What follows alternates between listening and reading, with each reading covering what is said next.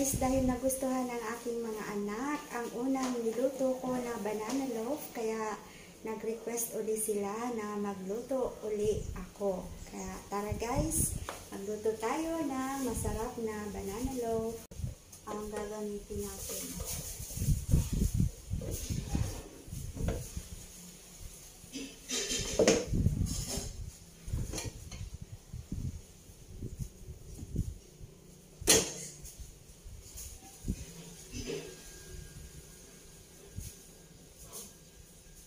Masyadong mahalin, pinapadpad ang ating harina.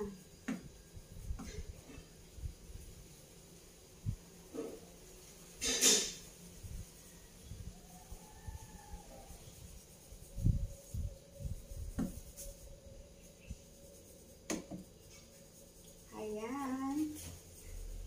Tapos sulain ay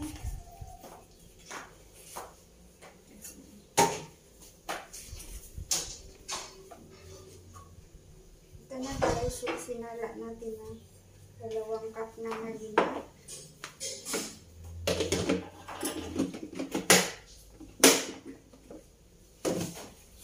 Kailangan lang natin guys ay 2 cups na harina. So, 2 cups of all-purpose flour. Ayan. So, ang gagawin natin dito guys ay isi-sift muna natin ito. Ayan. Salain natin. Oh, masyadong mahangin. Pinapadpad yung harina.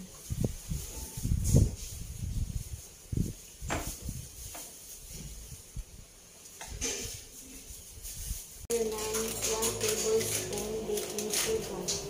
Baking powder.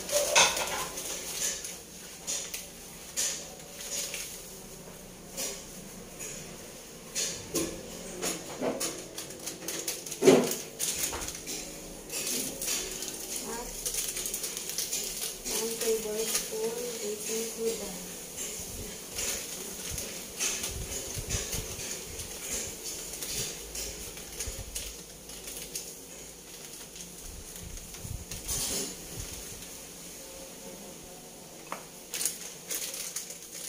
Half cup brown sugar.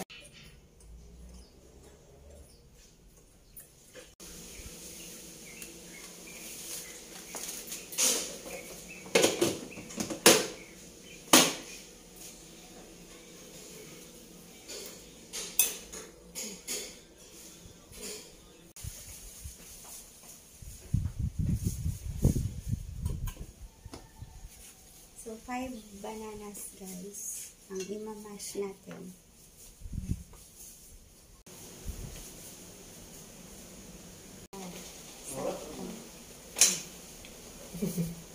Evaporada, kaya ito na lang na powder ang gagamitin natin. So, timplahin lang natin ito guys. So, bali sinukat ko na to. Dito ko na lang kaya timplahin kasi nag-overflow dito sa cup. Dito ko na lang titimplahin sa bowl.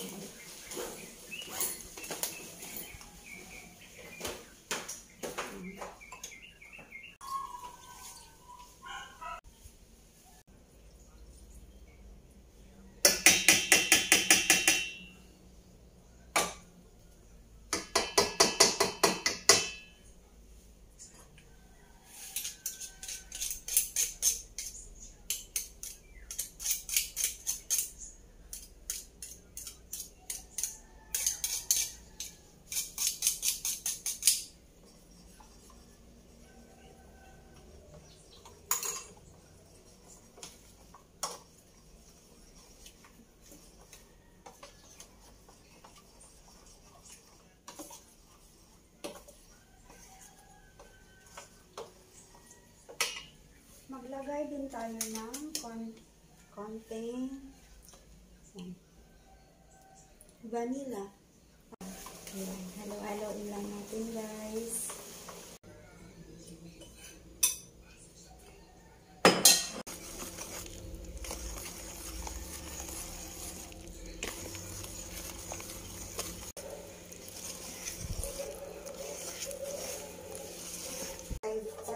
idapok na lang yun.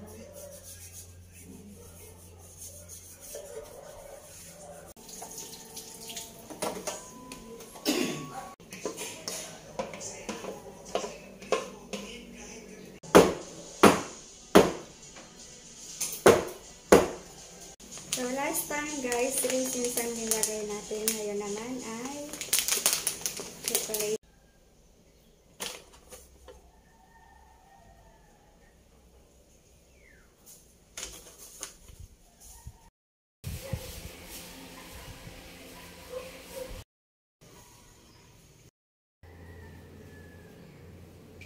Guys, ito na guys. Tikman natin. Thank you guys for watching. Please subscribe, like, and comment. See you on my next video.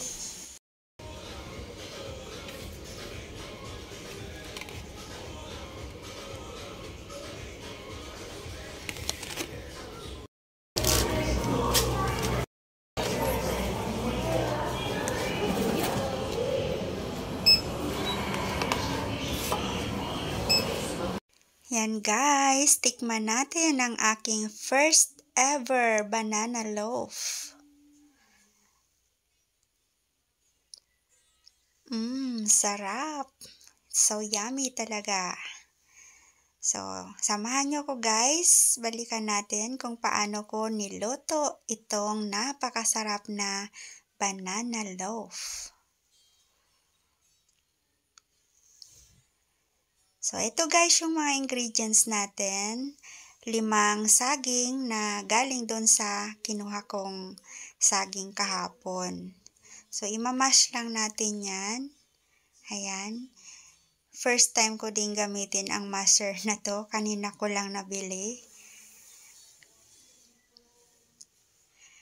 At syempre, may 2 cup na harina na sasalain muna natin.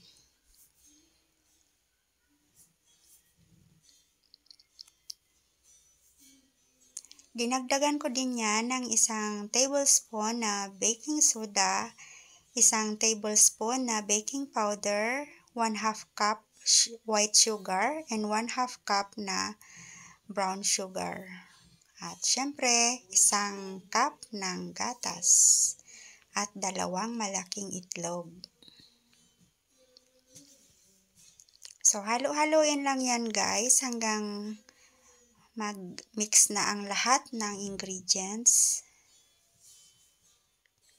Ayan, ihalo na natin sa dry ingredients yung minasa natin na saging at mga iba pang kahalo. So, low fire only guys ang apoy natin. So, habang piniprepare ko yung mixture ay na-preheat na natin yung kawali. Ayan. Dapat na i-preheat ang kawali sa loob ng 15 minutes or more. So, tamang-tama habang nagpiprepare ako ng mixture ay na-heat na yung kawali. So, ito naman yung 1/2 cup na melted butter. Ihalo natin yan guys sa mixture.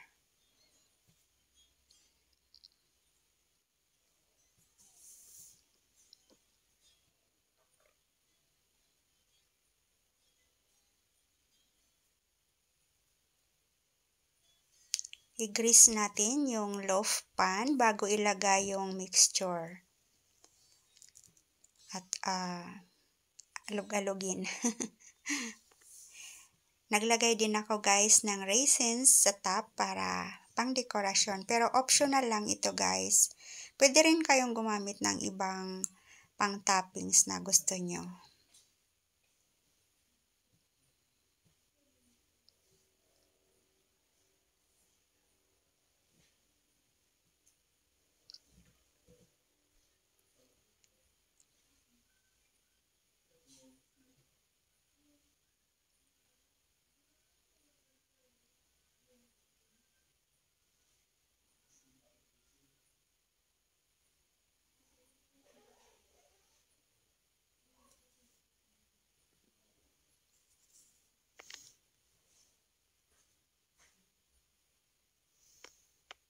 So, ayan guys, ready na, kaya lulutuin na natin yan. So, ang kawali na pinainit ang magsisilbing oven. So, ayan guys, luto na yan. 45 to 1 hour. Or, pag naamoy nyo na, naluto na, buksan nyo na yung kawali.